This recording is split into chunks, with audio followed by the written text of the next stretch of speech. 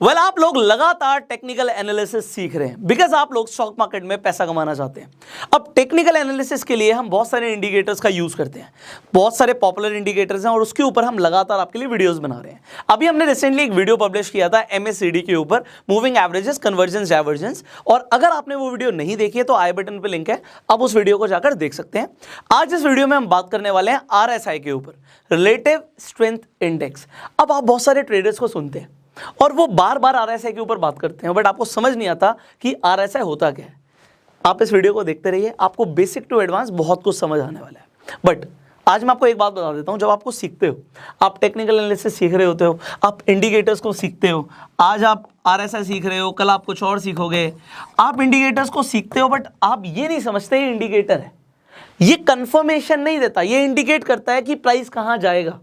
कोई भी इंडिकेटर, बहुत सारे इंडिकेटर्स हैं, बट आज भी अगर आप एक इंडिकेटर सीख रहे हो तो आप ये मत सोचिए कि वो कंफर्म कर रहा है, वो कंफर्मेशन नहीं दे रहा आपको, वो सिर्फ और सिर्फ आपको यहां पे इंडिकेट कर रहा है कि प्राइस की मूवमेंट कहां जाने वाली है। तो ये अगर आपको बात समझ आ गई है तो अब हम आगे बढ़ेंगे।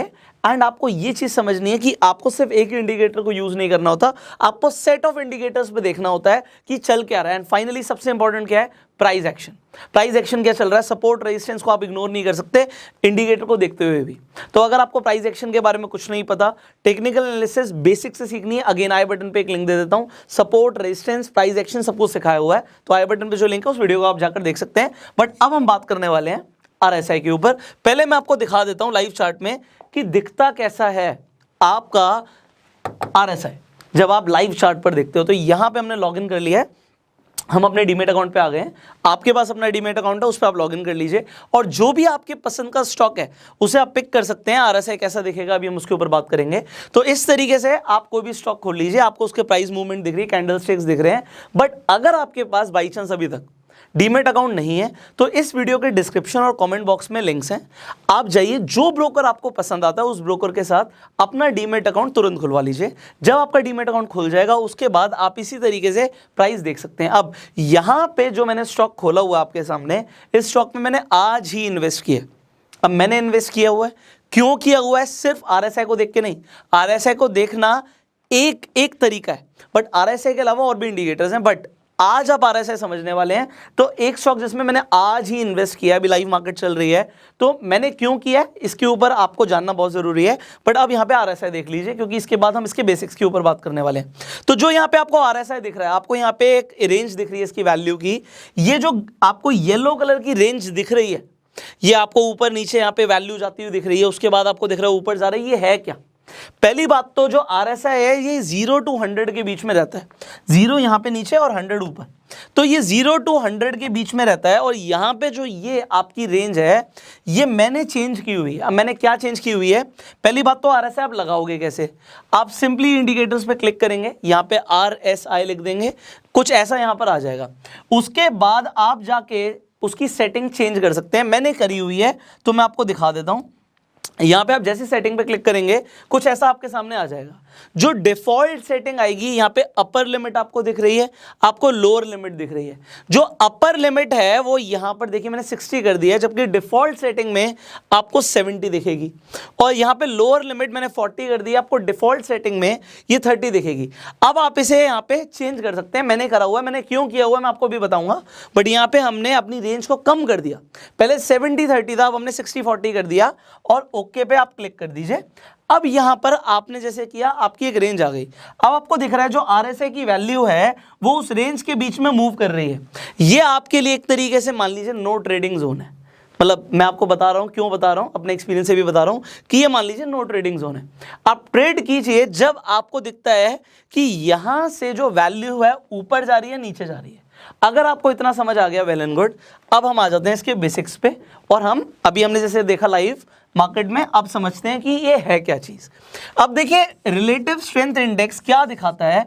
यहां पे अगर आप इसकी डिफॉल्ट सेटिंग में जाएंगे तो 14 डेज की एक एवरेज आपको दिखाता है, जो क्लोज हुआ है प्राइस उसकी एक एवरेज दिखाता है और उसके हिसाब से वैल्यू आ जाती है 0 to 100 के बीच में। अब आपको दिखता क्या है, जो डिफॉल्ट सेटिंग है वो 70-30 की होती है, 70 यहाँ पे 30 यहाँ पे। अब ये बताता क्या है, ये बताता ये है कि भैया अगर प्राइस जितना 0 के नजदीक होगा और 30 के नीचे होगा, इसका मतलब है कि जो स्टॉक है, जो भी स्टॉक है, वो ओवरसोल्ड जोन में है।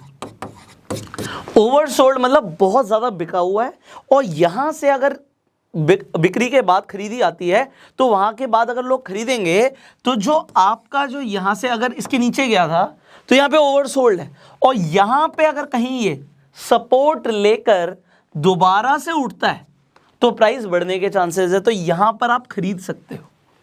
ऐसा RSI है जो लोग यूज करते हैं, दिस है दिस। नाउ जब हम बात करते हैं ओवरबॉट जोन की, तो ओवरबॉट क्या हो गया, जब प्राइस मूव करता हुआ 70 के ऊपर चला जाए, तो 70 के ऊपर क्या हो गया, जब ये 70 के ऊपर जा रहा होता है, कुछ लोग सोचते हैं भैया ओवरबॉट हो गया, और वो यहां से सेल कर देते हैं। ओवरबॉट तो आपको समझ आ गया कि भैया ज्यादा खरीदा हुआ है, बट ज्यादा खरीदने का मतलब ये नहीं है कि अभी वो नीचे आएगा, जब तक वो एक रेजिस्टेंस बना के दोबारा से नीचे नहीं आता। तो जब वो वहां से नीचे आएगा तो यहां के बाद यहां पे क्या हो सकता है कि अब मंदी आ सकती है, तो यहां से तेजी आ सकती है, यहां से मंदी आ सकती है। आई होप मेरी ड्राइंग थोड़ी सी ज़्यादा अच्छी नहीं है, मैं आपको ऐसे क्लियर करके दिखा देता हूं कि जब यहां से प्राइस नीचे आएगा तो आपको दिखता है कि यहां से नीचे मंदी आ सकती है। यहां तक अगर आपको कंसेप्ट समझ आ गया, अब आगे बढ़ते हैं। मैंने क्या किया, मैंने 70 की जगह, जो आप बीच में 70-30 देख रहे थे, उसे मैंने 60-40 कर दिया। और ये 60-40 क्यों किया, क्योंकि हमने जो रेंज है उसे थोड़ा और नैरो किया। अब आज मैं अपनी बात नहीं करता, आप और भी बहुत सारे ट्रेडर्स को सुनेंगे, वो कहते हैं जो 70-30 है वो थोड़ा कन्वेंशनल है। जो थोड़े से बहुत टाइम पुराने जो ट्रेडर्स हैं वो 70-30 यूज करते हुए आ रहे हैं, बट अब मार्केट ने ना थोड़ा सा अपना तरीका बदल दिया है। यहां पे जैसे ही आपको दिखता है कि जो वैल्यू है RSI की 60 के ऊपर जा रही है, तो 60 के ऊपर जब जाती है तो यहां से आपको एक बाइंग ऑप्शन ही दिखता है। तो मार्केट ऊपर जाएगी यहां से, जब तक वो ऊपर कहीं जाके एक रेजिस्टेंस ना बना ले, आपको डबल टॉप जैसा कुछ ना दिख जाए। डबल टॉप क्या है यहां पे समझिए, प्राइस ऐसे ऊपर गया, नीचे आ गया, फिर ऊपर गया, फिर नीचे आ गया, मतलब रेजिस्टेंस बार बार उसे नीचे धकेल रहा है, तो यहां से आपको गिरावट मिल सकती है। तो यहां पे कहीं आप इसे सेल कर सकते हैं अगर वो रेजिस्टेंस के बाद नीचे आ रहा है।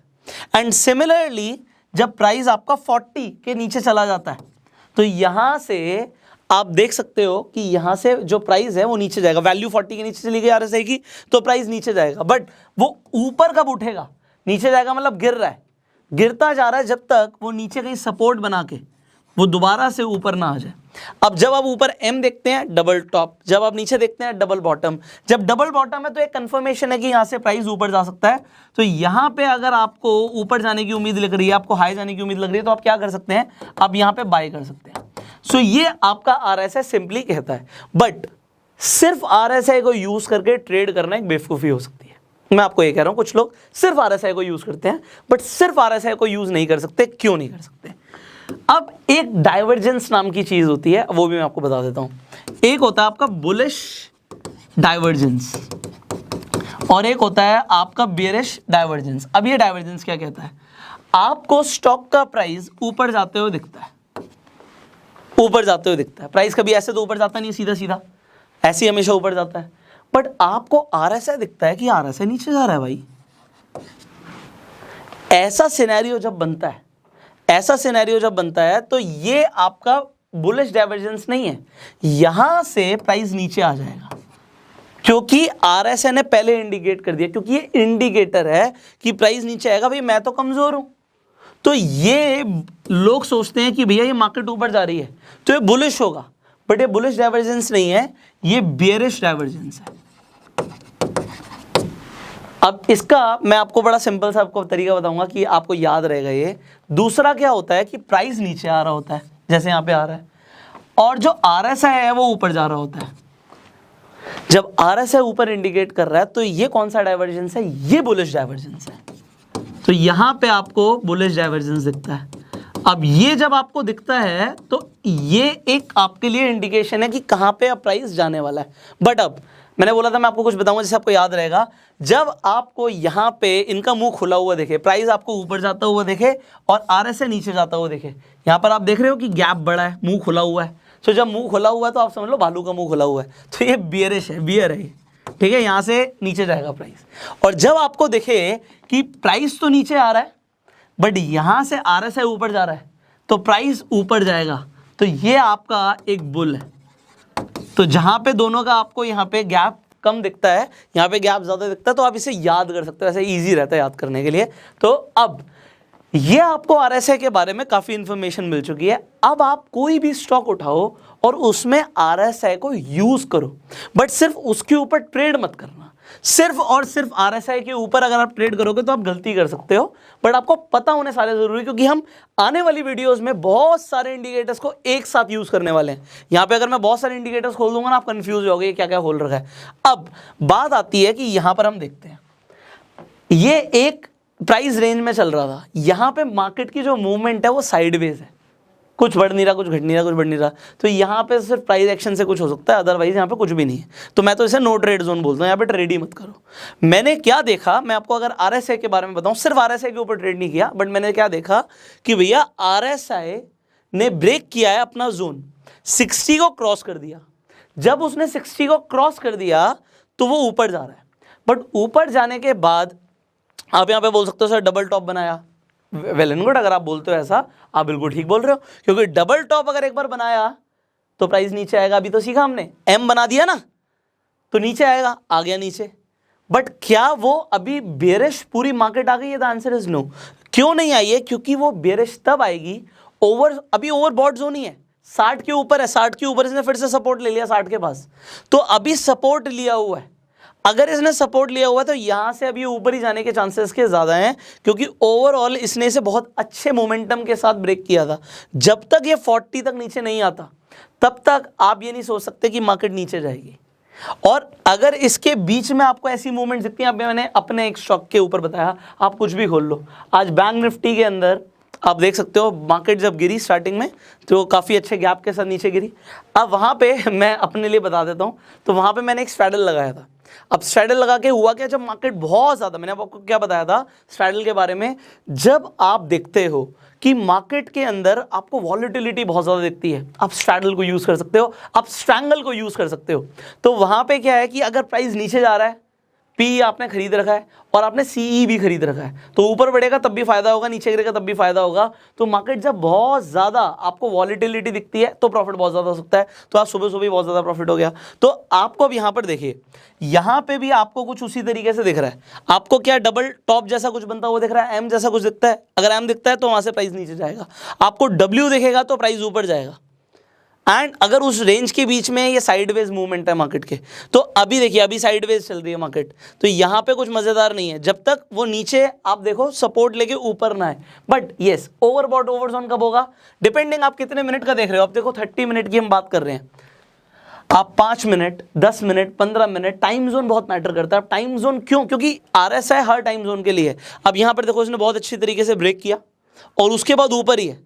यहां से ट्रेंड कहां जा रहा है, ट्रेंड अभी आपको ऊपर जाता हुआ दिख रहा है, और जब तक वो नीचे नहीं आता, किसके नीचे, 40 के नीचे, तब तक ओवरसोल्ड नहीं हुआ है, तो प्राइस के बढ़ने के चांसेस हैं। अब ये RSI सिंगल है, इसे यूज करके सिर्फ ये नहीं कि RSI देखा और हमने ट्रेड कर दिया, मैं बार बार आपको बोल रहा हूं। तो आज आपने RSI के बारे में काफी कुछ सीखा है। नेक्स्ट आप कौन से इंडिकेटर के बारे में सीखना चाहते हो, आप नीचे कमेंट करके बता सकते हो। एंड टेक्निकल एनालिसिस और भी ज्यादा क्यों जरूरी है, एक शॉर्ट में मैं आपको बता देता हूं। It is not like just कि आज हम ट्रेड कर रहे हैं, इंट्राडे कर रहे हैं। यार सिर्फ इंट्राडे मत करो ना, आप अगर स्विंग ट्रेडिंग करते हो, इनफैक्ट आप लॉन्ग टर्म इन्वेस्टमेंट करते हो, आप किसी भी शेयर में लॉन्ग टर्म इन्वेस्टमेंट करते हो, मैं दोबारा खोल देता हूं, तो आप वहां पर देख सकते हो कि देखो आपको एनालिसिस करनी है। आप मान लो रिलायंस का शेयर खरीदने वाले हो, इनफैक्ट कर ही देते हैं, एक बार रिलायंस सर्च कर लेते हैं। तो आप यहाँ पे जाइए, आप यहाँ पे चेंज कर दीजिए, मैं यहाँ पे रिलायंस लिख देता हूँ।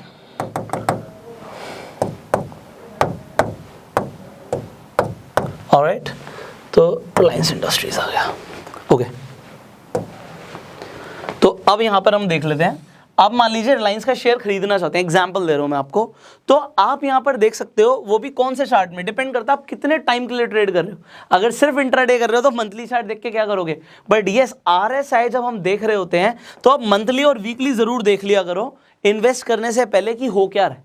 अब अगर आप वीकली चार्ट देख रहे हो तो आपको दिख रहा है 60 का जोन उसने ब्रेक कर दिया, तो यहां से प्राइस ऊपर गया होगा उसने, मैं यहाँ पे नीचे इंडिकेटर को देख के बता रहा हूँ कि हो क्या रहा है ऊपर। बट अब अगर आपको दिख रहा है यहाँ पे आपको एक एम सा दिखा, प्राइस नीचे आएगा, डबल टॉप बना दिया उसने तो प्राइस नीचे आएगा, ये भी आपको समझ आ रहा है। अब आपने जब मंथली चार्ट देखा तो आपने देखा कि अभी यहाँ पर क्या है कि ऊपर की तरफ ही आपको दिख रहा है मार्केट ओवरबॉट जोन में है। क्या यहाँ से प्राइस एकदम से गिर सकता है? सिर्फ एक इंडिकेटर के ऊपर हम नहीं बोल सकते, बट यस शायद ना गिरे, आरएसआई के अकॉर्डिंग ना गिरे, क्योंकि मार्केट अभी ओवरबॉट जोन में है। बट अगर ये 80 के ऊपर चली जाती है, इनफैक्ट इस पॉइंट पे दैट वाज 73, तो अगर ये 80 प्लस चला जाता है तो वहां पे हम ये समझ सकते हैं कि यस नाउ प्राइस नीचे आ सकता है। तो यहाँ पे 73 इसका एक तरीके से देखिए, अब मैं यहाँ पे क्या बोल रहा हूँ, आप हमेशा सपोर्ट रेजिस्टेंस को यूज किया करो। तो यहाँ पे एक बार वो 75 को टच कर चुका है, यहाँ पे 73 आ चुका है, तो 73 अभी इसके लिए एक रेजिस्टेंस है आरएसआई के लिए। अब वो रेजिस्टेंस है, सपोर्ट क्या है उसका आपको सपोर्ट भी निकालना पड़ेगा। यहाँ पे बीच में कहीं ये सपोर्ट ले रहा है, तो सपोर्ट की वैल्यू उसकी 50 है, 50 के ऊपर अगर सपोर्ट ले रहा होता है कोई भी शेयर, तो वो अभी आपको एक बाइंग इंडिकेशन दे रहा है कि मार्केट अभी मंदी के जोर पे नहीं है, अभी ऊपर जा सकती है। 50 के आसपास अगर सपोर्ट ले रहा है, सपोर्ट रेजिस्टेंस सब कंबाइन करके सीखना पड़ेगा। हो सकता है वीडियो बहुत ज़्यादा टेक्निकल हो चुकी हो, क्योंकि हमने पहले कभी भी इतनी ज़्यादा टेक्निकल एनालिसिस नहीं सिखाई थी और टेक्निकल टर्म्स भी इतने ज़्यादा यूज़ नहीं करे थे।